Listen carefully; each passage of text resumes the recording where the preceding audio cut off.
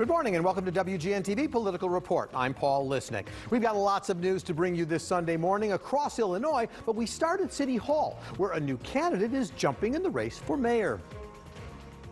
Where you live should not determine if you live. Now, even though the election is still more than 9 months away, State Representative Cam Buckner is turning his focus to unseating Mayor Lori Lightfoot. Buckner says his main focus will be on crime. That's a continuation of his work in the state legislature, where he served for 3 years. His district includes parts of River North and the Gold Coast, Hyde Park, Kenwood, and Bronzeville. Now, Mayor Lori Lightfoot has at least 3 challengers in her bid for a second term so far. Though the mayor has said she will run for re-election, an official campaign announcement hasn't happened, not yet. Paul Vallas is expected to get in the race in the coming weeks, and more candidates will likely emerge before petitions can be passed around this fall. I spoke with the latest entrant, Cam Buckner, just before his announcement on Thursday, and here's what he had to say about why he's running. Chicago is at an inflection point, right? We need a leader who has, both compassion and they're fearless at the same time. Somebody who has a vision for what this city needs. As I walk across, go across the city and go across my district and talk to folks from every part of Chicago, what I'm hearing is people don't feel safe. They don't know what's happening with our education system. They want some understanding of what's going to happen with our business corridors and our economy. And they want a way forward. They are tired of us fighting with each other, and they want us to find a way to fight for Chicago and move forward. And so that's why I'm entering this race.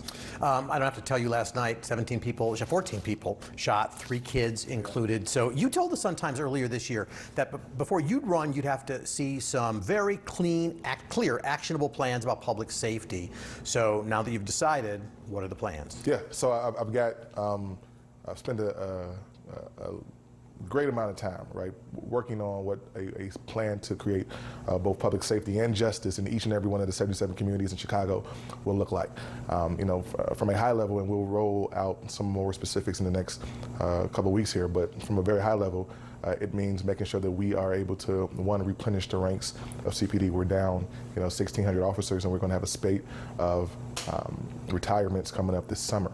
It also means we've got to put more money into our violence prevention programs. I think we spent $16 million last year in the Office of Gun Violence Prevention.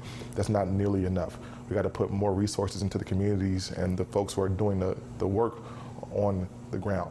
We got to find a way to make sure that there is mental health support for many of these communities that have had trauma piled upon trauma. Look, there has to be public security, which is, being protected from things like getting shot, things like getting carjacked. But there also has to be public safety, which is protection from the factors that make those things possible in many cases, right? So poverty, the lack of affordable housing, not putting the right resources into our education system. We've got to do all of those things at once, because that's the only way that we can move the city forward. So if that's the view of how we handle violence, those kind of issues, does Superintendent Brown stay around if you're elected? Listen, I think it is premature to make a decision on who the police superintendent is until the people of Chicago have made a decision on who they choose to be their next leader, their next mayor. But what I will say is that, as I talk to folks and as I see this with my own eyes, what's going on right now is not working, right? And so we have to figure out how we move the city forward. In my vast legislative district, I've got 5 of the police districts within my district. And so we got 5 commanders that I work with on a normal basis, and 5 CAPS organizations that I work with on a normal basis. And I know that there's some great talent in the pipeline at CPD, women and men who understand this city, understand our issues. And so I'm not at all worried about finding somebody, if David Brown is not the next doesn't remain superintendent, somebody who can do this job. If Chicago fires Lori Lightfoot and hires you, I'm interested about something you once said, which was that Lightfoot has a personality that a lot of folks don't like. What did you mean? Listen, when I was asked that question, it was I think the question was more in line about what gets in the way. Listen, I know I have a personality that certain people don't like, but that can't be the thing that carries the day. That can't be the reason that we don't get to solutions, right? In this work for the people, we can't take things personally. We can't be hurdled and hampered by the fact that the way somebody presents is not,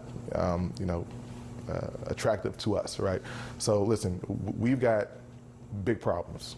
We got a lot of work to do in a very short amount of time. This city, while it has great opportunities, we also have some great challenges. And so those type of things can't be the reason that we don't get to yes and get stuck at no.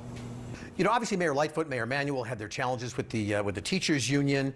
Parents want stability and they want certainty. How are you going to deal with CTU, and what message do you have for the parents who are looking for stability and certainty? The truth of the matter is that you've got parents who on numerous occasions over the last couple of years were sitting by a telephone at 10 o'clock at night trying to see whether or not their children had school, trying to figure out how to log into a broadband system that was janky, trying to figure out how to make sure that learning loss did not overtake their young person's development.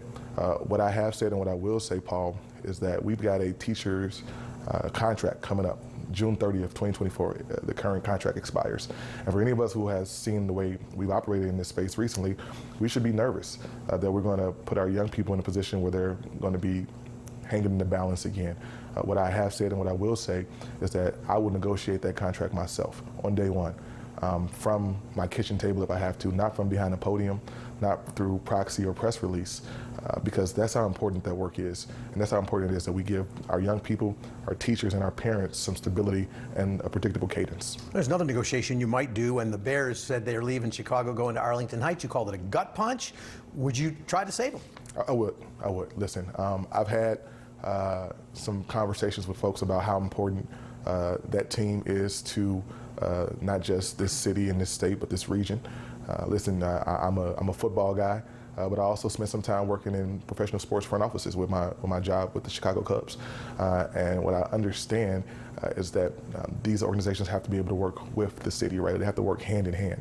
I'm not sure what happened in the early negotiations about Soldier Field that created the Arlington Heights buzz, but we got to have real conversations with the McCaskies and with that organization about that, because as I've also said, the Chicago Bears should always play football in Chicago. You talked a lot about a lot of plans and programs, even as we're talking here now, and that takes money. So are we looking for higher taxes and fees? How are you going to pay for it? Listen, so there's a few things that we should say about that. One is that when you look at our tax base now, all right, first off, we got to do a better job of providing services for what people are paying for now before we ask them for anything else. Right? That has to be our true north in this conversation. What also is true is that we've got to have some folks at City Hall who can crunch the numbers and do the work to find out the way to make savings, create savings that, one, don't make us less safe, and two, don't put us on bad footing for the future, right? And so I know the budget for the city is going to be one of those things that you don't really get the real picture of it until you buy the car. You got to look under the hood and see what's there. But listen, this should not be something that we're spinning our wheels on. We know that, for instance, there are certain ARPA funds that can be used for certain things, but there's nothing preventing, help from our corporate partners, public-private partnerships that can create a symbiosis and a system that moves us forward. Let me look under the hood a little bit for something people are going to ask about. Look, in your past, you've had a couple of DUI charges. You pled guilty to one of them, some accusations about obstructing justice and such. The question is, the job of mayor carries a lot of stress with it. How do you assure people you've got the temperament and the judgment to do it? Yeah, listen, I've made no bones about this, Paul. In my past, I've made some mistakes. I've made some missteps, and I've been very honest and transparent about that. I've talked about it. I will continue to talk about it when people ask me about it. I've also held myself extremely accountable for those things. And I've learned from those things. In the years that have passed since those incidents, I've become a father. I've become the chair of the Black Caucus in Springfield. I've been able to do work that matters for people who need it the most. And if you look at my leadership record, whether it's leading on the negotiation for the energy bill, which was the most comprehensive clean energy legislation in the history of this country. If you look at my work on ghost guns, or you look at my work on organized retail theft and bringing folks like the ACLU and the Illinois Retail Merchants Association to the room and having a conversation and finding compromise, that's the hallmark of the work that I've done, right? And so those situations are worth talking about, and I've never hid from them, but I have definitely learned from all of that and become a better person because of it.